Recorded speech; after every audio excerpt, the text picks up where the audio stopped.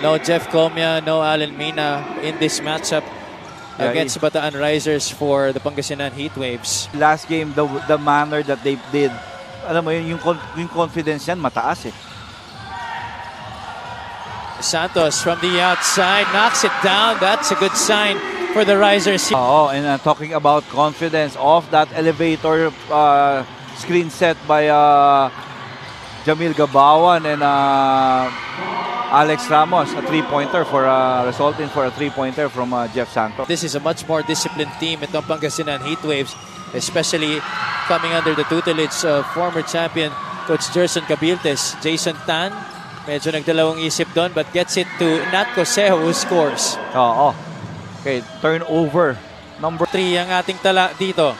More than 2 minutes gone by here in the first quarter. Cosejo made a decision to put it up and in. Another rim run. Here already with 4 of the 6 points of the Pangasinan Heatwaves. Santos rejects the screen, sees Gabawan wide open. Great setup there from coming from Jeff Santos. Well defended there by the Risers. Look at Shaq Taganas playing the passing lanes. Wico ahead of the pack, only has Santos in front of him. Doesn't get it to go, but Cosejo is there. The offensive rebound and the putback plus the foul. And Tutoy Ramirez. Gabawan having trouble. Ramirez able to get to the pass. Santos wide open. Catch and fire, no good. Bringas well boxed out against Shaq Taganas. He gets the 2 points. Wico sees Cosejo. It's been those two playing beautiful music together here in the first quarter para sa Pangasinan.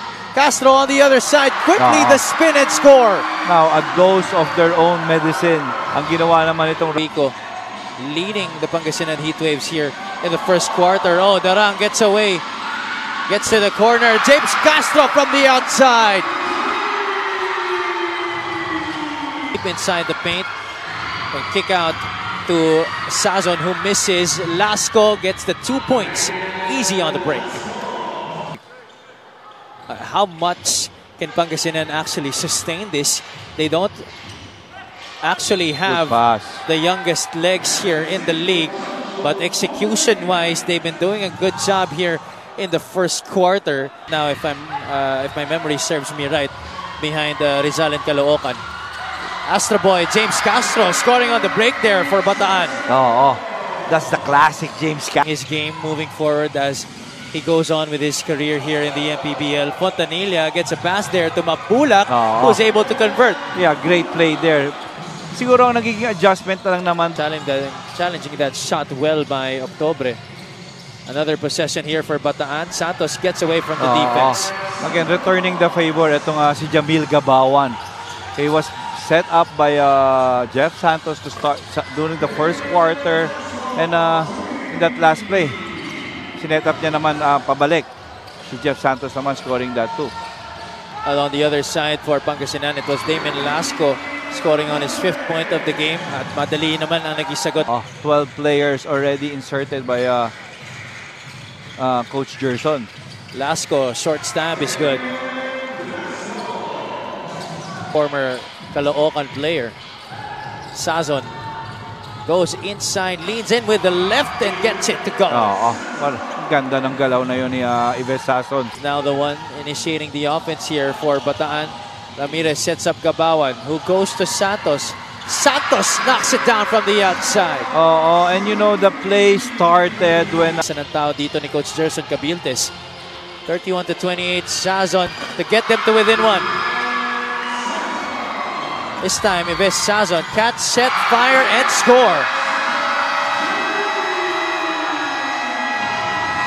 Jeff Santos, Tutoy Ramirez, and Roby Darang, halos pare-pareho talaga ng style. And it fits yung brand ng game nitong Risers. Especially here in the MPBL. The Astro Boy, James Castro is back. Raymark Acuno, kakapasok lang sa laro na to, nakascore agad. James Castro. It's a screen from Raymark Acuno. Acuno, jumper on the way. All net para kay Raymark Acuno. Off the bench, 4 points. Here in the first half, Hesed Gabo has come back in together with Michael Wico. Now that's a turnover for Pangasinan. Castro, easy 2 points. About 4 3-second differential between the shot clock and game clock. Castro dancing, this step back against Taganas, short, but look who's there for the offensive rebound. Jeff Santos unable to get it to go, but Raymark Acuno able to tip it right back in for the Dose. 6 our halftime score brought to you by GameX Sports, the official online basketball lending partner of the MPBL. On the turnovers and don't sleep on transition. Isa pang vital point na nakikita nila is the aggressiveness of Bataan, which is on their end, lacking naman daw. Just an update on Mike Mabulak, who suffered from a right ankle sprain a while. You know, ang pinakamaganda doon is they started it all defending. Yung tinapatan nila, yung minatch nila yung effort nitong Pangasinan. Maraming possession. Kesid Gabo back in the game. A quick passing here for Bataan, resulting in the inside hand scoop by Jeff Santos. For the Risers, itong si Jamil Gabawan. 5 assists in this game para kay Jamil Gabawan. That's the 6 already. And now, Rafi Octubre.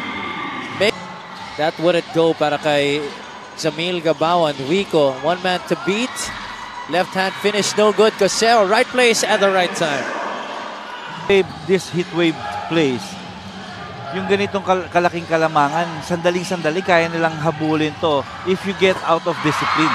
But if you're shooting the ball that high, medyo challenging sa kanila to. Lenzo looking ahead to Wico. Wico will take it and make it.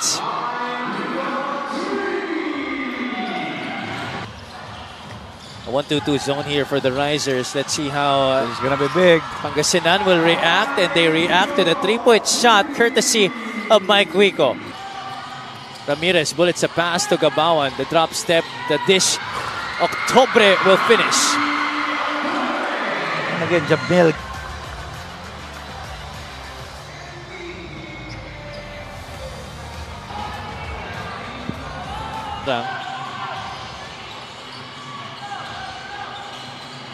Darang steps back for a 3. On the way, bullseye!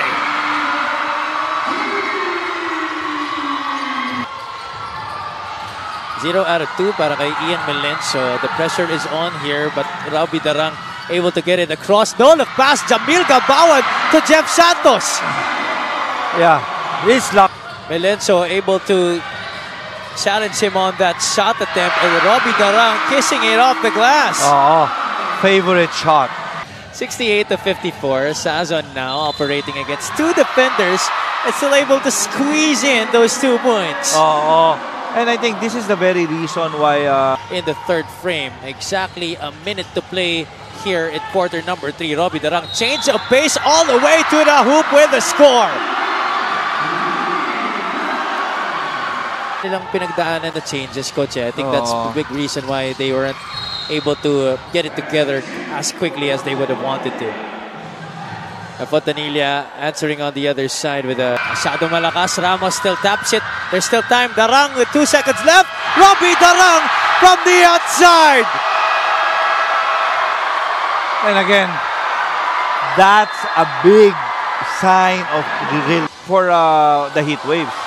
Robbie Darang with a heat check. That misses. Oh, the tap goes to Jeff Santos. Carl Bringas making it happen there for the Risers. Sazon will not. Oh, in and out. That was halfway down. Alex Ramos gets the 2 points. These 2 guys have delivered tonight to the delight of fans watching here inside the venue and our fans watching from all over. 79-62. Darang in and out, leans in, draws the foul, basket, and 1. What about the skill level here for Robbie Darang? He's displaying it against Pangasinan here tonight. And Diliman College Blue Dragon. I'm sure if Coach Renzi Bahar is watching right now, he's beaming with pride on his former Wards performance here as Mike Wico answers with a shot inside the paint. Na to para kay Mike Wico. The steal by Fontanilla. 3-on-2 break. Kesid Gabo is all alone. That's his first basket of the game. Finally. Stolen by the Heat Waves. Wico gets the deuce. Now lead down to 13. Mahaba pa ito. The ball from the outside. That's his first make from downtown in this game. Pops out. The handoff to Jeff Santos. Santos, short jumper is good. Imagine kung kahit kalahati na ipasok nila doon. And here, Tutoy Ramirez scores on the break. Sazon gets it to the baseline. Ramos, that familiar push shot goes down. Alam naman natin, Jamil, as a competitor as he is, alam mo yun, hindi yan papayag na basta-basta matutulak eh. Diba? Pero no. Some conversation being shared by Ramos and Wico there in the backcourt. And Eves, Sazon, trifecta once again. Clock as possible. They kick it back out. Sazon free for three. Oh my goodness. And again, just making the right plays at the right time. Ito yung nakikita natin for the Risers right now. Kaya even yung press, itong Pangasinan, Fed Sazon there but was blocked. 96-81. Cosejo, another three-pointer on the way. Back-to-back hits para kay Nat Cosejo. And you know, Darang, one-on-one here against Cosejo. Darang attacks left, puts it up, gets fouled. Basket and one for Robbie Darang. Big-time performer here in the clutch. Melencio. Forward to Robin, who goes to Lasco. 99-88. But he gives it up. Pangasinan still could not complete the stop. Robbie Darang, another basket and one opportunity. How many have we seen here in the fourth quarter coming from Robbie Darang? What a performance for the Bataan Risers. That was certainly one game to remember para sa kanya. Our final score brought to you by GameX Sports, the official online basketball lending partner of the MPBL. Basta ending GameX.